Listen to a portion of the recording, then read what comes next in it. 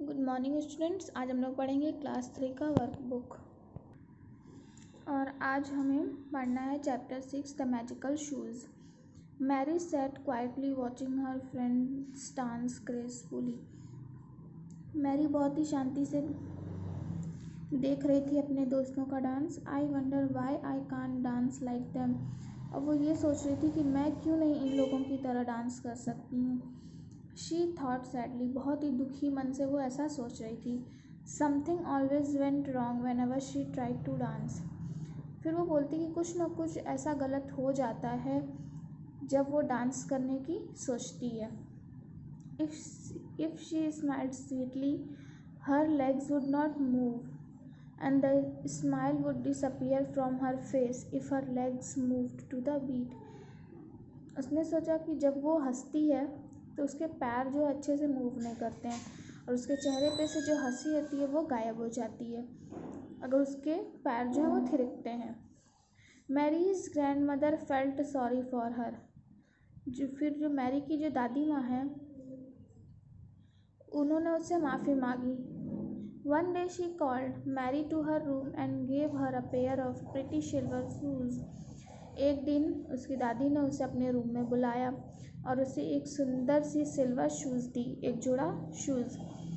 She smiled at Mary and said, तो उन्होंने Mary पे हंसा और बोला, These are the shoes I wore when I was a little girl like you.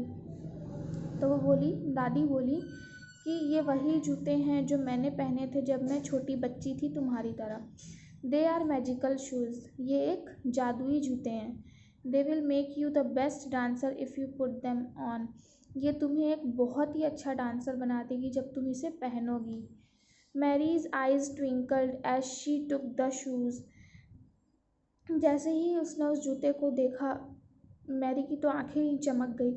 O grand माँ, thank you so much. ओ दादी, आपका बहुत बहुत धन्यवाद। I promise that I will take good care of them. मैं आपसे प्रॉमिस करती हूँ कि मैं इसका अच्छे से ध्यान रखूँगी। Mary put them on happily. After taking a few steps she felt as if she could really dance, so with a smile on her face she danced and danced. तो वो कुछ आगे देर चलने के बाद ही उसे ये महसूस होता है कि वो सच में डांस कर लेगी तो उसके जो चेहरे पे है हंसी वापस आ जाएगी। Soon she became the best dancer in her class और बहुत ही जल्दी वो क्लास की बहुत ही अच्छी डांसर बन गई। Can I keep the shoes, grandma? मैं ये शूज़ को रख सकती हूँ? Asked Mary one evening. एक दिन मैरी ने एक शाम को अपनी दादी से पूछा कि दादी, मैं इस शूज़ को अपने पास रख सकती हूँ? I think I will stop dancing well if I return them. उसने बोला कि मुझे ये लगता है कि जब मैं आपको रिटर्न कर दूँगी तो मेरा जो डांस है वो बंद हो जाएगा। No, you won't, said grandma wisely. Mary, these shoes are not magical. उसकी दादी बोलती कि नहीं बेटा, ये जो जूते हैं वो मैजिकल नहीं हैं। They are ordinary shoes. ये जो जूते हैं वो साधारण ही जूते हैं। I bought them for you from the market the other day. ये मैं तुम्हारे लिए दूसरे दिन जा कर के मार्केट से लेके आई थी तुम्हारे लिए। You could always dance beautifully, और तुम हमेशा से अच्छा ही डांस करती थी। All you needed was little confidence in yourself. बस तुम्हें थोड़े से हिम्मत की ज़रूरत थी। Since that day Mary always dance with a smile. बस उस दिन के वजह से मैरी ने हमेशा हंसते मुस्कुराते हुए डांस किया। तो ये थी हमारी स्टोरी। मीन्स ये कोई जूता नहीं था मैजिकल शू, वो सिर्फ एक दादी का कहा हुआ एक बात था। सिर्फ एक साधारण सा जूता था, लेकिन मैरी को लगता है कि ये मैजिकल शूज़ है, वो उसी की वजह से ही डांस कर रही है, लेकिन ऐसा नहीं था। मैरी अपने अंदर की हिम्मत जो थी वो उसकी ख़त्म हो गई थी, लेकिन उस जूते के लिए वो सोचती कि ये तो मैजिकल शूज़ हैं और मैं इससे अच्छे से डांस कर लूँगी, लेकिन वो जो डांस कर रही होती है वो खुद से कर रही होती है, उस शूज़ के वजह से नहीं। तो ये थी स्टोरी। हम लोग करेंगे इसका एक्सरसाइज है question answer. Exercise and take the correct answer to complete each sentence. First, Mary was sad because she thought that she could not dance well. Second, grandmother gave a pair of pretty silver shoes to Mary. Third, Mary was able to dance because she became confident. अब हम लोग करेंगे इसका question answer. Answer these question में. Question number 1, what would happen when Mary tried to dance? इसका answer है something always went wrong when he tried to dance. If she smiled sweetly, her legs could not move, and if her legs moved to the beat, her smile would disappear. Question number 2, why did Mary want to keep the silver shoes?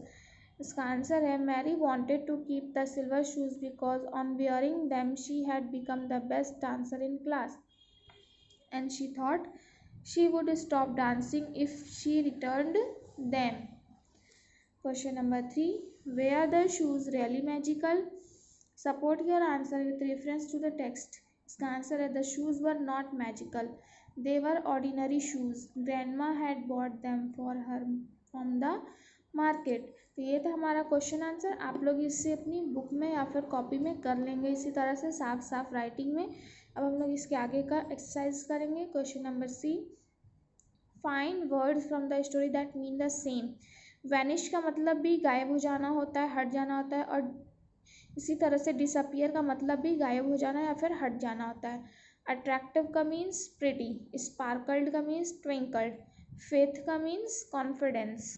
Vocabulary, complete these phrases by adding uncountable noun. One has been done for you.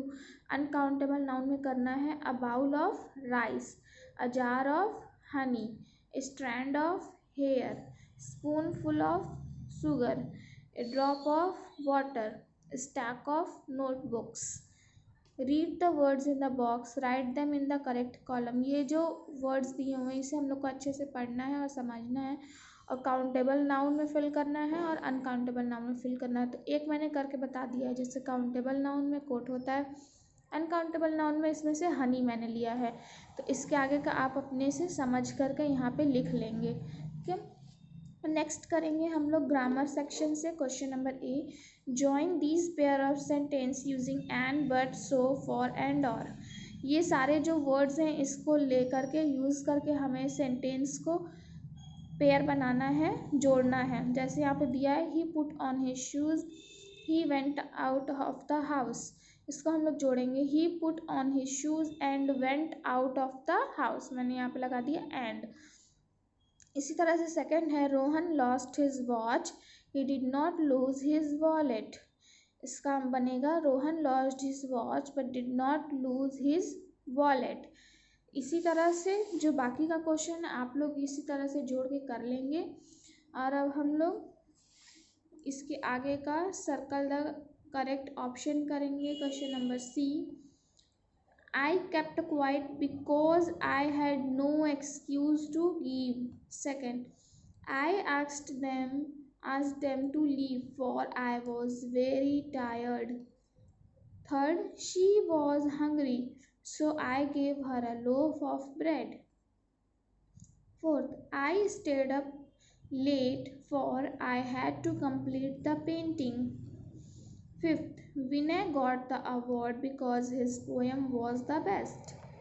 तो ये था हमारा chapter 6 the magical shoes. आप लोग इसे अपनी book में exercise को फिल कर लेंगे, क्वेश्चन आंसर को कॉपी में लिख लेंगे या फिर बुक में लिख लेंगे. नेक्स्ट क्लास में हम लोग इसके आगे का चैप्टर पढ़ेंगे.